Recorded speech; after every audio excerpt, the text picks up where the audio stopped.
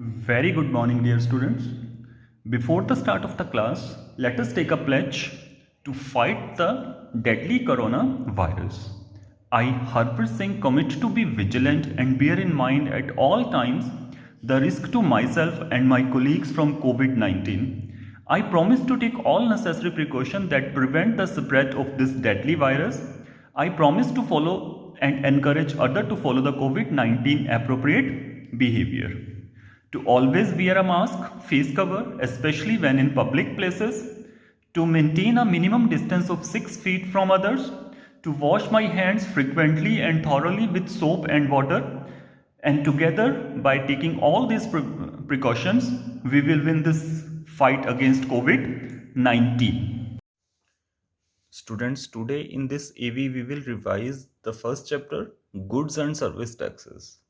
Goods and service taxes जैसे कि हम पहले पढ़ चुके हैं कि वो सरकार द्वारा लिया गया एक टैक्स होता है जो किसी भी प्रकार की गुड, कोई आइटम जो हम सेल परचेज करते हैं या फिर कोई भी सर्विसेज जो प्रोवाइड की जाती है तो उस पर लगाया जाता है वो टैक्स।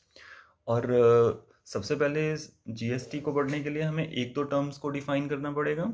तो वो जो हमारे की वर्ड्स होते हैं इसमें, first is intrastate. Intrastate means कोई भी गुड या सर्विस की जो सप्लाई किसी भी स्टेट के अंदर ही अंदर होती है, तो दैट इज कॉल्ड इंट्रास्टेट। और अगर हम एक स्टेट से दूसरी स्टेट में जा रहे हैं, कोई सप्लाई या गुड की जो सप्लाई हो रही है, कोई गुड या कोई सर्विस सप्लाई हो रही है एक स्टेट से दूसरी स्टेट में, तो उसे इंटरस्टेट बोलेंगे। और जीएसटी का मतलब होगा गुड्स एंड सर्विस टैक्स। एक टर्म आती है हमारे पास, आपको पता है CGST, उसको बोलते हैं सेंट्रल जीएसटी। और SGST, SGST का मतलब होता है स्टेट जीएसटी, और IGST होती है इंटीग्रेटेड जीएसटी। अब जीएसटी को हमने कैलकुलेट किस तरह से करना है कि अगर हमारे पास इंट्रा स्टेट ट्रांजैक्शन होएगी, अगर एक स्टेट से के बीच बीच में, मतलब उसकी एक सिटी से दूसरी सिटी में अगर कोई भी सप्लाई हो रही है किसी भी गुड की या सर्विस की, तो हमारा जो जीएसटी होएगा वो दो हिस्सों में डिवाइड होएगा। फर्स्ट होएगा CGST that is central GST, और दूसरा होएगा SGST that is state GST. इस केस में IGST नील रहेगा। और अगर हमारी इंटरस्टेट ट्रांजैक्शन होती है तो उस केस में जीएसटी पूरे का पूरा फुल जितना भी होगा। जैसे अगर हम एग्जांपल कंसिडर करते हैं कि अगर इंट्रा स्टेट ट्रांजैक्शन है और जीएसटी रेट 18% है, तो CGST और SGST में 9% ईच चला जाएगा और IGST नील हो जाएगा। In case of interstate transaction की अगर हम बात करेंगे तो उसमें GST अगर 18% है तो उसमें CGST और SGST नील होएगा और IGST टोटल 18% उसमें कैलकुलेट होगा। अब जैसे अगर हम एक प्रॉब्लम समझ लेते हैं, we will discuss one question. Suppose we are taking the question number 3rd. The question number 3rd from the exercise.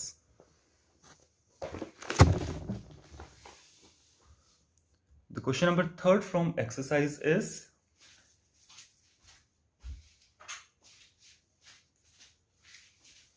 now here is a computer mechanic in Delhi charges repairing cost from 5 different persons A, B, C, D and E with certain discounts.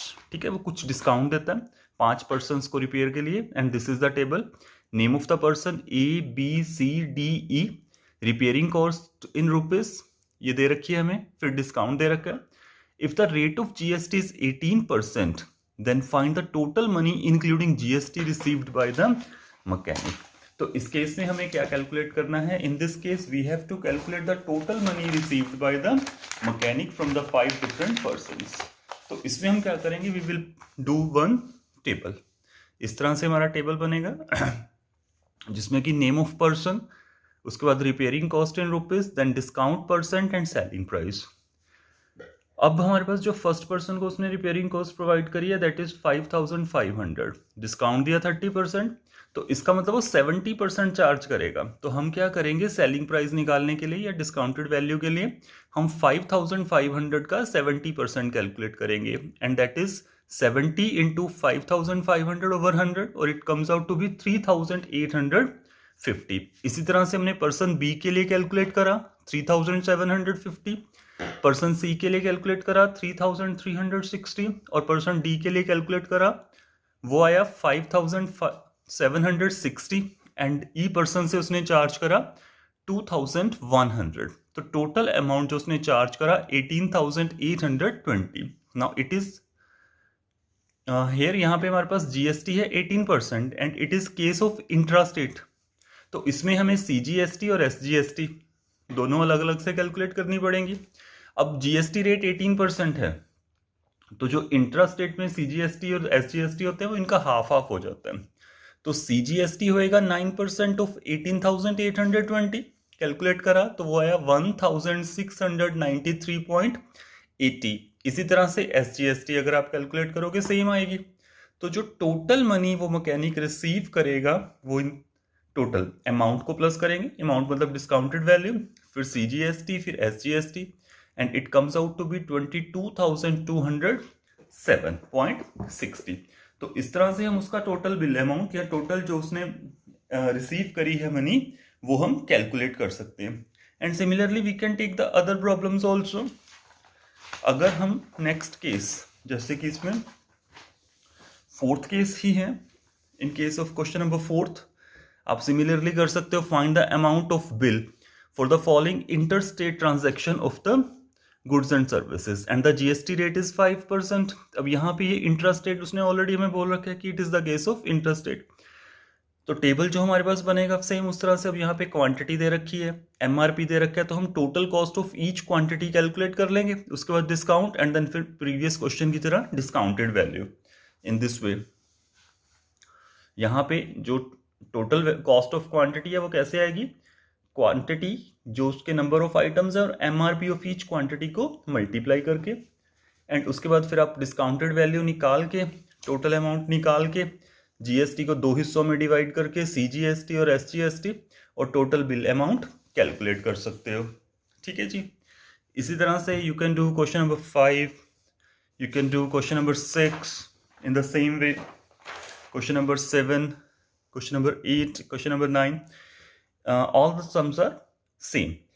इन सभी में आप बिल्कुल इसी तरह से सबसे पहले जो क्वांटिटी दे रखी है, एमआरपी दे रखा है, डिस्काउंट दे रखा है, उससे आप अमाउंट निकालेंगे and then according to interstate या इंट्रास्टेट जो होगा उसके according you will find out the total bill amount. तो इन दिस वे आप इसको कैलकुलेट कर सकते हो। अब कई बार हमारे पास कुछ डिफरेंट केसेस आते हैं, जैसे कि you can see in question number 12। अब हमारे पास क्वेश्चन नंबर 12 है। In question number 12, he said the tax invoice of a telecom service in Meerut shows cost of service provided by it as rupees 750. If the GST rate is 18%, find the amount of bill. तो यहाँ पे फिर हमारे पास cost of service है rupees 750, GST दे रखा है। अब ये सिंपल केस है बिल्कुल। तो 18% को दो हिस्सों में डिवाइड कर दो, सीजीएसटी और एसजीएसटी 9% ईच, कैलकुलेट करिए। तो ये हमारे पास इस तरह से आ जाएगा कुछ। तो cost of service rupees 750, rate of GST 18%।